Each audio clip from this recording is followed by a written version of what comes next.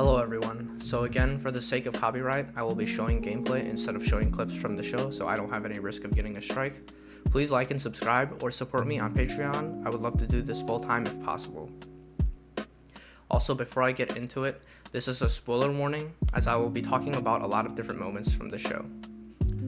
So I watched Shoshimin, How to Become Ordinary seasons 1 and 2, and I wanted to give my thoughts on the show. So sit back, relax, and enjoy my soothing voice. I think that season 1 was for the most part kind of boring. Let's start off with the good stuff. First off, the vibes are pretty good with the show, and the art style and music are attributed to this. The art style is very detailed and stylistic. It sort of reminds me of Hyoka, not necessarily the exact same art style, but they are both super attentive to detail, and they have very similar color palettes of greens, blues, and browns. They got that chill vibe to them, if you know what I'm saying. I also think that the OP and ending for this season are kind of bangers. I don't usually bring that stuff up, but I don't know what it is. I really liked the opening music and ending music.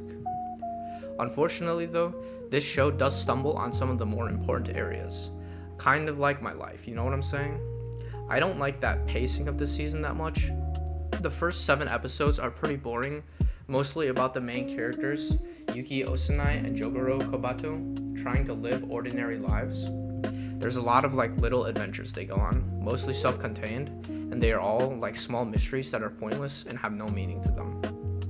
One of the mysteries was that they were trying to figure out how one of the characters made hot cocoa for 3 people using only 3 cups, or something like that. This shit feels so pointless, just like my YouTube channel. Then they drop a bombshell at the end of episode 7. Apparently, Yuki Osanai gets kidnapped. What the fuck? That's such a dramatic disconnect from the beginning of the season. Then there's a short rescue episode where they find out where she is and who kidnapped her. Then they spend all of episode 9 and episode 10 explaining why and how Yuki Osanai got kidnapped and how the characters felt about the situation. This is such a huge shift in tone. First when she gets kidnapped, then it gets really boring again when they start explaining everything. They also do this weird thing where they teleport locations for some scenes. 1 minute they are talking in front of the house, the next minute it switches to a bridge or something for some reason. You have to see it to know what I'm talking about, but I have no idea why they do it. It's an editing thing for dramatic effect. Not really sure, but it feels kind of pointless. For the most part, the first season was pretty boring. Not necessarily bad, but it's just a painfully average show. 5 out of 10.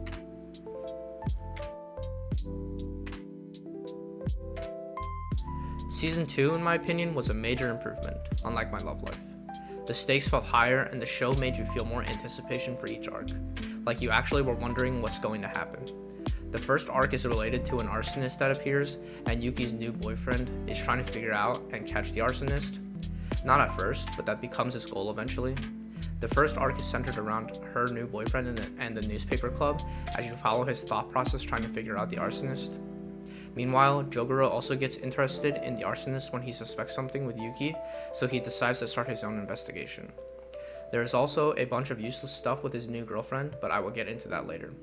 The plot does start to thicken this arc, as you follow everyone trying to catch the arsonist, and things do come to a head when Yuki and Jogoro both show up at a fire that the arsonist supposedly started. But Yuki's boyfriend suspects her of being the arsonist, and so they have a weird heart-to-heart, and it turns out she was innocent, and she jumps him in one of the most dramatic ways that I've seen in a show before. Then there's a drawn out discussion, and it turns out the actual arsonist was a different student, and they suspect it's Yuki's boyfriend's friend or her ex-boyfriend's friend.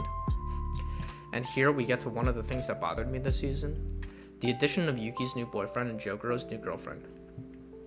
Those two characters kind of felt really pointless, especially since at the end of the arc, Yuki and Jogoro start going out for real. The two characters felt like they just existed to then break up with Yuki and Jogoro, only for the two to finally get together. I will say at least the two characters themselves are written pretty decently. Yuki's boyfriend becomes super obsessed with finding the arsonist and loses sight of everything around him, and it all comes to a head at the heart-to-heart with Yuki, where she absolutely tears him down, leaving him with nothing left. That shit was absolutely diabolical. And as for Jogoro's girlfriend, it turns out she was juggling multiple relationships, and when they break up, she breaks up with him because Jogoro for the whole season well, or the whole, yeah, so for the season so far was distant, and it felt like he did not really care about the relationship at all. The arc after that was kind of boring up until the end of it. For the arc following the arsonist arc, Jogoro gets into an accident and spends most of his time in the hospital, so for a lot of the arc he's not doing much besides having flashbacks to a previous accident with one of his acquaintances. For this arc, it was pretty interesting seeing him piece together the accident, both in the past and present, and figuring out who ran him over. And it turns out it was the nurse the whole time, and she was planning on breaking his leg again to make him stay in the hospital longer, to delay finding out about like who ran him over or something. Like that part didn't really make sense to me. Like she was still taking care of him the whole time, but like now she wants to break his leg again to stall some shit. Like I don't know what the point of that was.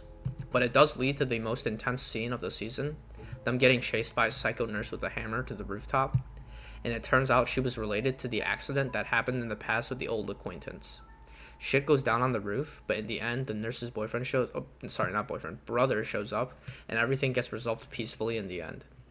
The thing that annoyed me about the season was that they kept teasing that the acquaintance attempted suicide for some reason, but then in the end, it turns out he was still alive.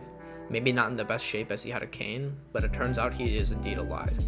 Like, then why tease that he committed suicide? Like, if that part did feel kind of wrong, like, you could have just said that he got crippled again, and that would have sufficed. Why keep teasing the suicide and shit? I do have my problems with this season, but as a whole, it does feel more complete and written better than the last season. I would give this season a 7 out of 10.